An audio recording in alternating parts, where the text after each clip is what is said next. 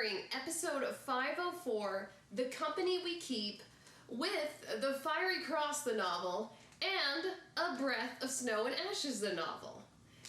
This is where our timeline really starts to differ, book versus show. Now we're going to start with The Fiery Cross, Part 3, Alarms and Excursions. And we find ourselves in Brownsville, a settlement called Brownsville, full of people named Brown. Now, if you recall from episode 3 of season 5, Jamie sends Roger on to Brownsville with the militia ahead of him while he and Claire go to the Beardsleys' residence. So when Roger arrives in Brownsville with the militia, there is immediately a standoff that develops, and no one comes out of their houses, and they're like, we want Isaiah Morton, who is one of the militiamen with Roger. If you don't recall, Isaiah Morton appeared in episode 1 of season 5 at the Fiery Cross, where Jamie is having people kind of take oaths, and he shows Roger up a little bit, so just as a little refresher. So our novel and our show takes it in a very different way. Our show has Roger and Fergus kind of ducked down, hiding out, trying to figure out what to do, and Fergus in his Frenchness is like, do whatever, you're in charge. So Roger decides to give over Isaiah to the Browns. He also brings out some whiskey as a peace offering. So Fergus comes by a little later and says to Roger, hey, some of the men, they just left because of what you did to Isaiah.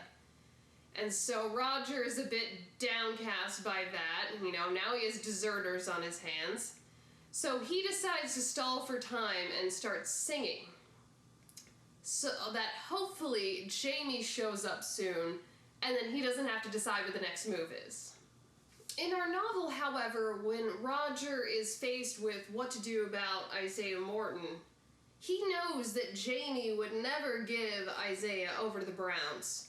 And since he wants Jamie to respect him, he just decides, okay, I gotta stall for time, and with luck, Jamie will show up before I have to make any decisions.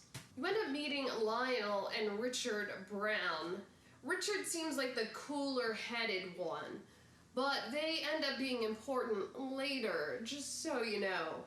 And basically, Alicia Brown and Isaiah Morton had a fling. Something you may not have caught is a quick moment where you see Fergus telling Lionel that they make the whiskey at Fraser's Ridge.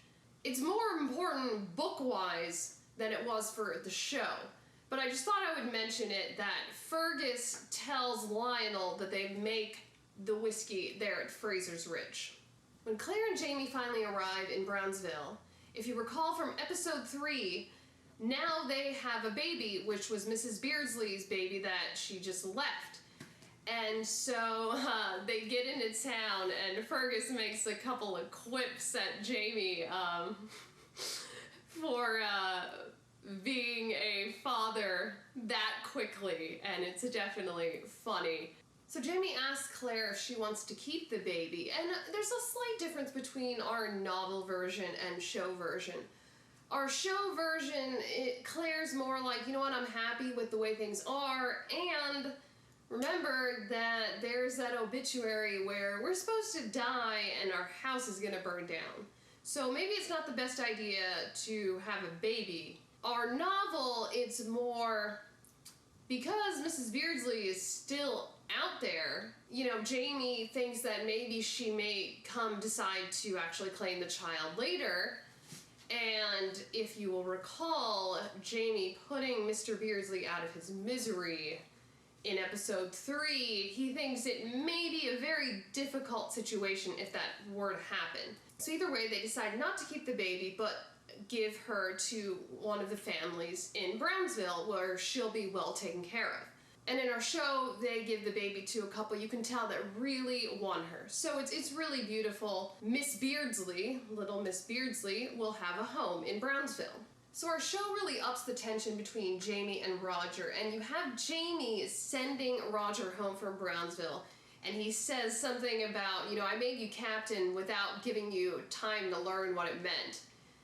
And, you know, Roger goes off, oh, it's captain from the word in his scholar way, and, you know, Jamie's like, yeah, exactly. But with her novel, Roger did not give Isaiah Morton over to the Browns, so he and Jamie aren't at such odds. So you have young Alicia Brown, who I think is 15, and you find out she is actually carrying Isaiah Morton's child. However, Isaiah Morton, you find out, is actually married. So poor Alicia Brown is in despair and she wants to kill herself. Our show has Claire trying to calm her down more, and Jamie's upset that Isaiah got them into this situation in the first place because he's trying to get more men for his militia, and now they're, you know, at odds with the Browns. But Isaiah ends up pulling a gun on Jamie and says, you know, I have to see Alicia. And Jamie's just, put your gun down. But clearly Isaiah really loves Alicia Brown, and Alicia really loves him. And what I really like is there's this moment they put in the show where you see Roger stand up to Isaiah a bit because, you know, they told Isaiah, get out of here. Okay, if you stay around, the Browns are gonna kill you. And you see Roger stand up to him like, why are you here? Are you crazy? And then you see Isaiah saying to Jamie and to Roger, like, if Mrs. Fraser or if Mrs. Mackenzie, you know, someone was forbidding you to be with them, would you just take it? And they're like, yeah, I see your point. Jamie solves the whole Isaiah Alicia Brown fiasco by sending them off together and creating a diversion, letting the horses wild, and so that the Browns who wanted Isaiah dead in the first place are confused enough to not be able to follow horse tracks covering other horse tracks, so they can't follow the path. And so hopefully Isaiah and Allie are able to get away together with no further issues. So now is where we come to our point of some of the timelines in the book and the show really being different. Now, this event didn't happen the same way it happens in A Breath of Snow and Ashes, but I feel like this is the event they are alluding to in this part of the story. So Bree has been at home this whole time while Roger, Claire, and Jamie have been in Brownsville or at the Beardsleys. So in our show, Mrs. Bug and Lizzie had taken Jemmy into town, and Bree is in his bassinet, and she finds a coin, and she thinks, that's weird. So she asks Mrs. Bug, you know, hey, what's this? Mrs. Bug says, oh, we're in town, and this guy comes up and, you know, compliments Jemmy, and he gives him a coin, and he was Irish. And Bree, she's afraid, oh my gosh, is it Stephen Bonnet? But, you know, she doesn't fully know, and she just tries to, you know, brush it off like it's nothing to Mrs. Bug. Now, in A Breath of Snow and Ashes, this sort of event takes place at River Run, and it's not Bree, Mrs. Bug, or Lizzie, it's Roger and Jocasta's handmaid Phaedra. So Phaedra says to Roger, you know, I don't know if I need to tell you this, but this made me feel bad, so I'm just gonna tell you. I was in town this morning with Jemmy and Jocasta, and this guy comes up and, you know, ruffles Jemmy's head and says, who's your daddy? And at this point, Jemmy's talking fairly well in our book, and Jemmy says, Roger Mackenzie.